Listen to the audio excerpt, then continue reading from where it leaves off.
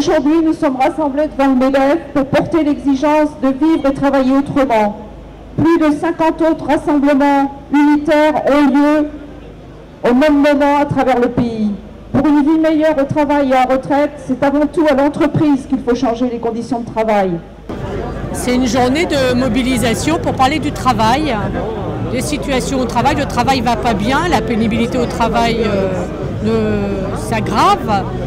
On a encore eu un exemple malheureux à France Télécom, puisqu'un salarié s'est à nouveau suicidé dans des situations extrêmement pénibles. Donc le travail ne va pas bien et on ne reconnaît toujours pas la pénibilité par des départs anticipés à la retraite. Donc c'est le sujet d'aujourd'hui, c'est une journée internationale de sensibilisation sur la reconnaissance des maladies professionnelles et des accidents du travail. Donc il faut qu'on continue à réclamer non seulement une amélioration du vécu au travail, mais aussi la reconnaissance de la pénibilité par des départs anticipés à la retraite.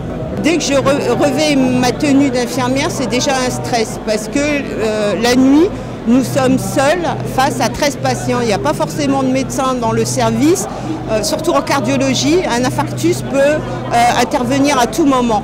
La pénibilité, on pourrait penser que c'est des métiers comme la construction, c'est-à-dire des métiers à pénibilité physique.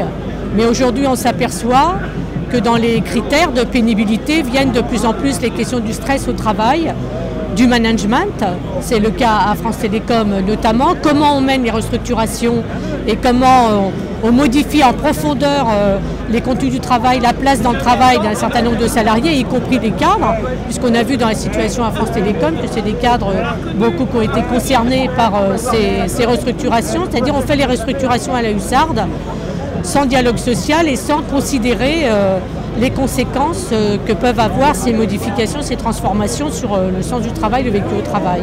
Donc il y a des salariés qui se suppriment au travail. C'est pas possible.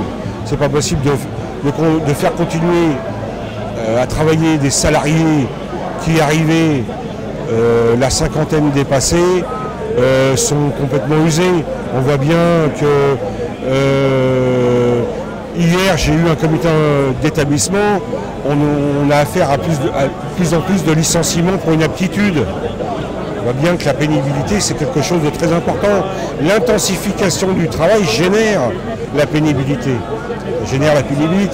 Et dépasser la soixantaine, c'est hors de question.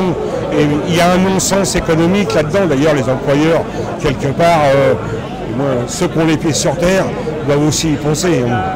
La loi qui réforme les retraites n'a pas répondu à cette question, puisqu'au contraire, elle demande aux salariés de travailler plus longtemps sans améliorer le travail. Donc on travaille plus longtemps dans le travail pénible.